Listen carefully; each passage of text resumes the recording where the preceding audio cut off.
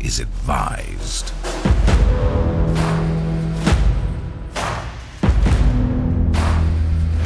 This is 10-Minute Murder.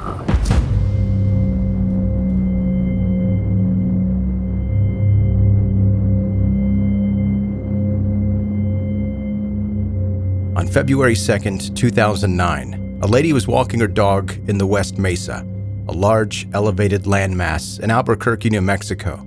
Midway through her walk, she came across what appeared to be a human bone. Alarmed, the woman reported her finding to the police, who confirmed that the bone was human, and began an in-depth search of the area where the bone had been found. The searchers expected to find the rest of the body that the bone had come from, but they found much, much more than that. The investigation uncovered 11 sets of human remains buried in the area, as well as the remains of an unborn fetus. All of the victims were female. The youngest was 15 years old, and the oldest was 32. Most of the victims were Hispanic, and almost all of them were from backgrounds that would have made them vulnerable to predators, such as sex workers and drug addicts. Satellite images of the area were reviewed, allowing the police to estimate a time frame of when the bodies had been buried. Whoever this killer was, they had killed prolifically over an extended period of time. The first body had been buried in 2001, and the last one in 2005.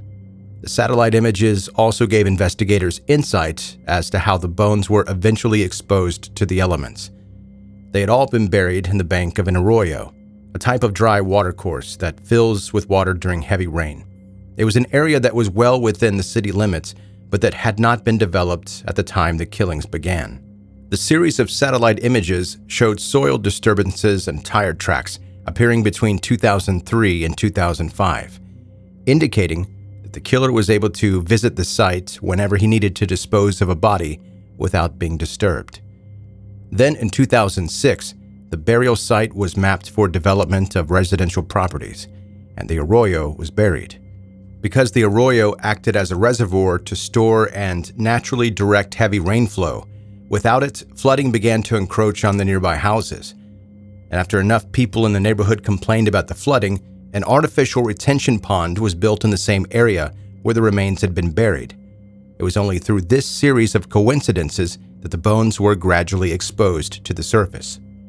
One by one, the remains were matched to missing girls and women who had gone missing between 2001 and 2005. The dates that each victim vanished matched up with the satellite images showing that the final body had been buried in 2005. The youngest victim was 15-year-old Solania Edwards, who had run away from her home in Lawton, Oklahoma. Out of all the victims, she was the only girl of African-American descent, and she was also the only one who had lived in a different state. The fetus in the grave was the unborn baby of 22-year-old Michelle Valdez, who had been about 4 months pregnant when she was killed. In December 2010, 6 photos were released by the Albuquerque police, showing 7 women who investigators believed might be linked to the West Mesa murders. The next day, a 7th photo was released. This time, the woman in the photo was quickly identified by members of her family, who said that she had passed away due to an unrelated illness. 4 days after the photos were released, 2 more of the women in the photos had been identified by their loved ones, and both of them were still alive. However, the remaining women in the photos were never named. Investigators had a good reason to be concerned for the well-being of the women. In several of the photos, they seemed to be asleep or unconscious, and several of them looked similar to the 11 victims found buried in the West Mesa desert. In the early days of the investigation, the police realized they'd stumbled upon the dumping ground of a serial killer. They couldn't rule out that the killer may have worked with an accomplice, but they were certain that the same person or group of people was responsible for the murders and burials. As news of the case spread, the unidentified killer became known as the West Mesa Bone Collector. Considering that the case began with 11 unidentified sets of skeletal remains, the progress made in the investigation was initially impressive, but since the day that the last victim was identified, the case went cold. As of November 2023, no suspects have been officially named by authorities in connection with the West Mesa murders. And that, despite a $100,000 reward for information leading to the killer's arrest. The FBI received an anonymous tip that potentially linked the crimes to a suspect who lived in Central America. At several points in the investigation, the police wondered if the murders were the result of a sex trafficking ring that targeted sex workers at times when there was a large influx of people in the area, such as during the popular New Mexico State Fair. But no suspects being officially named by the authorities doesn't mean that there were no suspects at all. In fact, several people attracted the suspicion of the police since the early days of the case, and some of them have even had a connection with the victims. One of the earliest unofficial suspects was a pimp named Fred Reynolds, who allegedly kept photos of prostitutes and escorts who had gone missing. He also had connections to at least one of the women, but he was never able to be connected to the crime itself, and in early 2009, he passed away. Then, in late 2010, the police carried out an extensive search of multiple properties in Missouri, which were connected to Ron Irwin, a businessman and photographer who regularly visited the Albuquerque State Fair. Although the police removed tens of thousands of photographs from Ron's property, they later stated that they were confident that he was not involved with the West Mesa murders. Joseph Blee, a man known as the mid-school rapist, was a sex offender who targeted teenage girls in the around area of Albuquerque's McKinley Middle School.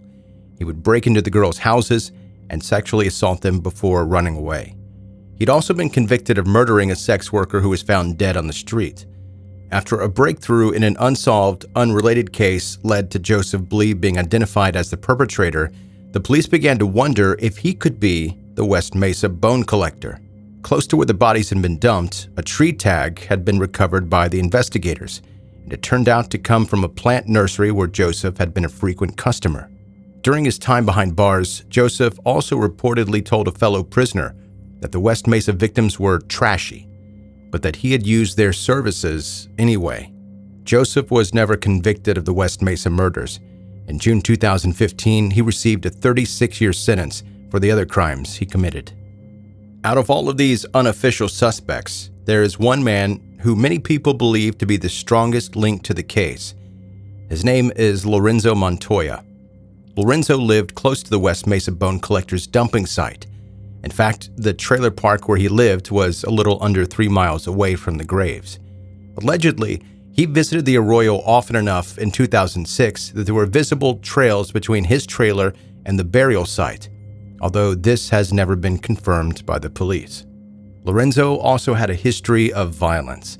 His girlfriend reported that he had repeatedly threatened to murder her and then bury her remains in lime to counteract the smell of decay. On multiple occasions, he had been arrested for brutally attacking the prostitutes that he hired, and his co-workers found his conversation topics equally disturbing. Several of Lorenzo's co-workers reported that he talked to them about how he'd killed sex workers and then disposed of the remains on a spot on the West Mesa. However, Lorenzo was never investigated in connection with the murders because he was long dead himself by the time the bodies were discovered. In late 2006, he hired a teenage prostitute. He took that girl back to his trailer. He attacked her and strangled her to death. That girl's boyfriend tracked Lorenzo down and shot him to death. After that, no more bodies were dumped by the West Mesa Bone Collector. Whether the timing of Lorenzo's death was a coincidence, something eventually did stop the West Mesa Bone Collector from returning to the site where he had disposed of the bodies all those years. But the question of whether he truly stopped killing or just started burying his victims in a new location remains unanswered.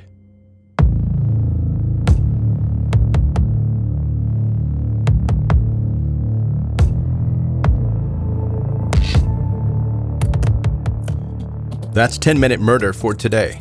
Brief and bingeable true crime. I'm Joe, the host, and thank you so much for listening to 10-Minute Murder today. Quick email question. Dear Joe, maybe you've answered this before and I could have missed it, but what made you start doing this podcast? And what made you do one where the stories are in a condensed format? I love it and have noticed a few copycats pop up since I started listening to yours. None are nearly as well told or researched as yours, though. Plus, they don't have Joe the host. Winky face. That's from Mackenzie in Wichita. And by the way, she wrote out winky face. There's no emoji there. It just says winky face. Mackenzie, I don't know that I've answered this completely before, but I will now. What made me start doing this podcast is the pandemic. Got real bored. I've done commercial voiceovers for a really long time, so I already had the equipment, the studio at home. So it was just a matter of deciding what to do the podcast about. And I didn't want to be just another white guy with a podcast because those are a dime a dozen. But what I do have an interest in is storytelling and true crime. But I also have a little bit of ADHD, which makes me lose my attention span pretty quickly. So I figured if people like me exist, they would like a show that's more condensed in nature so that you don't have to sit through an hour and a half or 2 hours of a story when you really just need the meat of it. Just get to the point. So I did some research and found that really no show like that existed, not in the way that I wanted to do it. So I started one. But it did take some encouraging from one of my closest friends. I've known a guy for a really long time. His name is Cassio. Obviously, that's not his real name, but he has a bunch of different podcasts. If you just type Cassio into whatever podcast listening app that you listen in, chances are you're going to find about 37 different podcasts that he's on. I don't know how many he's on at this point, but he does a lot of different podcasts, and he's great. And he encouraged me, yeah, you should definitely do the 10-minute murder, because I bounced that idea off of him. And he was like, yeah, do it. So I did it, and now here we are, however many years later. Anyway, hope that answers your question, Mackenzie in Wichita. And by the way, I didn't mention this before, but if you're new to listening to 10-Minute Murder, make sure you hit subscribe wherever you're listening right now. Connect with me on social media to see the pictures of what we talk about here on 10-Minute Murder.